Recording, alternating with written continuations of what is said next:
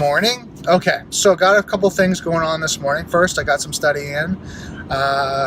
One area I'm still a little weak in, but I'm feeling better in is attack vectors, attack types, threat vectors, whatever term you want to use.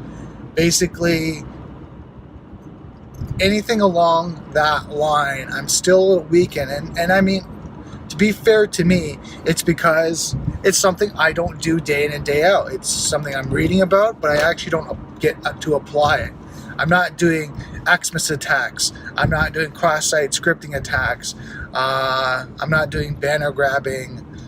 You know, all these fun things that I'm reading about, I'm not doing because I'm still learning. I'm still in the, the junior stage here.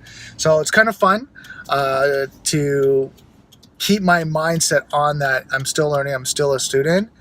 The reason why I'm doing that is because, I could get disappointed. I could be like, oh my God, why don't I know this stuff? But it's not fair to me.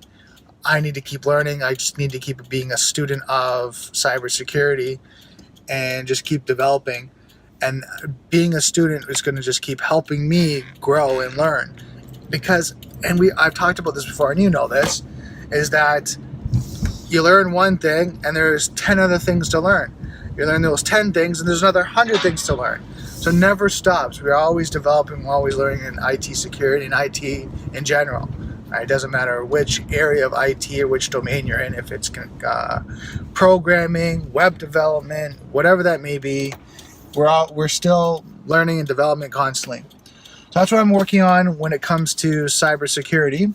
I'm taking a break this morning for a couple hours and just going out and doing some photography with a colleague of mine that I've worked with several times, Chris Bellio from Timecode Production. He's a videographer, photographer that I worked with for several years, a good friend of mine. And sometimes I help him out and be a second camera guy if he needs a little bit of help. So I'm just going out today and doing some fun things, some photography, kind of stepping up with my DSLR. So I want to be very clear, and I don't want to be like set up some confusion that, oh yeah, well, he's doing photography, he's going to try to go into that and go to cybersecurity. No, photography for me is kind of a hobby. It's just something a passion to play with technology. Right? That's all it really is for me. It's not a career choice. It's not something like that. And I'm not faulting anyone that's their career choice.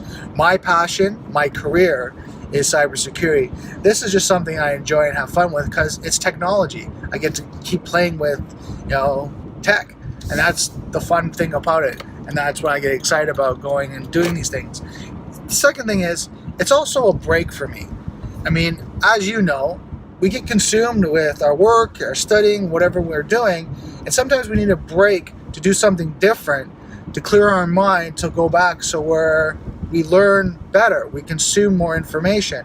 Because if we start getting overwhelmed, we start taking too much in, it can hinder our ability to retain more information. So sometimes it's good to take a complete different break, something completely out of the, what you normally are doing. Like, don't go from cybersecurity studying to go into a cybersecurity project. You'd probably still be a little bit overwhelmed and you're consumed. I'm saying, like, what I'm doing right now is go from cybersecurity to photography, which is completely different. It gets my mind thinking about different things. And then what happens when I go back to cybersecurity, now I'm all clear and having some fun. So that's what I'm up to today. Just want to let you know I'm driving there right now. So I will keep you posted on how the day goes. Okay, so I'm just finishing up today's video. A couple things. Learned a lot with Chris Bellio from Timecode Production. Thank you, Chris. Wanted to say just thank you for teaching me a lot of things about photography and video, and just it's so great to just have some other aspect of hobby that I can learn and just kind of develop and play with technology. So thank you so much, Chris. So I had some fun this afternoon. I didn't get as much studying as I wanted to, but I'm going to do a little bit tonight with Python programming. Someone asked me, a friend of mine asked me today, he's like, okay, what are you doing? You're doing photography, you're doing programming and you're doing cybersecurity. He goes, which one are you doing? Which career you're following? I said, okay, look, photography is just a passion of mine. It's just a hobby, something I do on the side, and sometimes I help out Chris from Time Code Production, but that's just something that's kind of a hobby and just having fun with. My main thing is, cybersecurity, and with cybersecurity, most servers, applications, mobile devices all run on applications and programs, right, that communicates and lets us, do the things that we want to do. So I'm like, I want to learn programming so I understand those layers, right? That data layer that we have to understand can be compromised, right? Software is hackable, being connected is vulnerable. Something I talk about time and time again, right? So you have to understand that software aspect to look at security, because if you're thinking about security, I mean, all different domains, physical domain, hardware domain, policies and procedures, like all these different domains. I'm trying to think of, way back when I read when I didn't read the whole thing, but I reviewed the CISSP, and there's all these different domains. But as we know, there's so many different areas when it comes to security.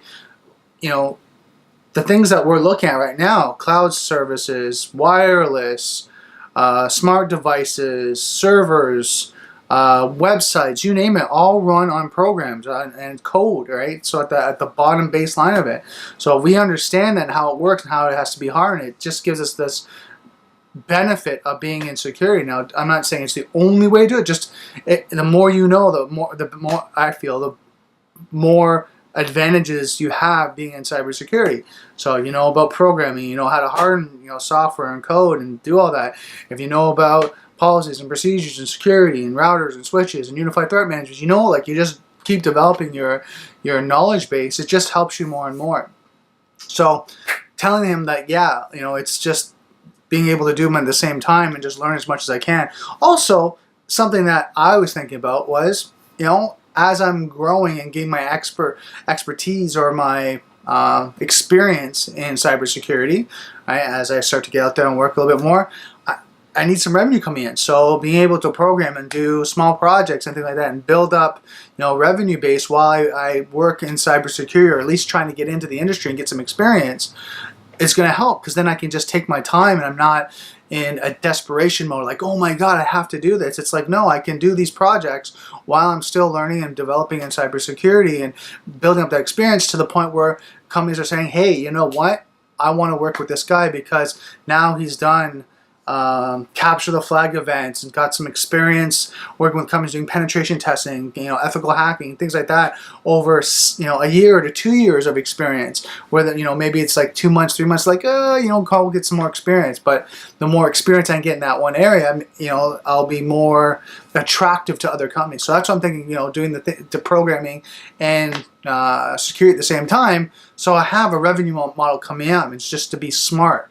So that's what I'm thinking about. Let me know your comments below. That's it for today's video. Just kind of ranting kind of things that I wanted to talk about. I'm going to get back in the swing of things and studying tomorrow, just because I'm so excited. I got my exam in 1 week. So pretty excited. So don't forget, software is hackable. Being connected is vulnerable. I'll see you next video.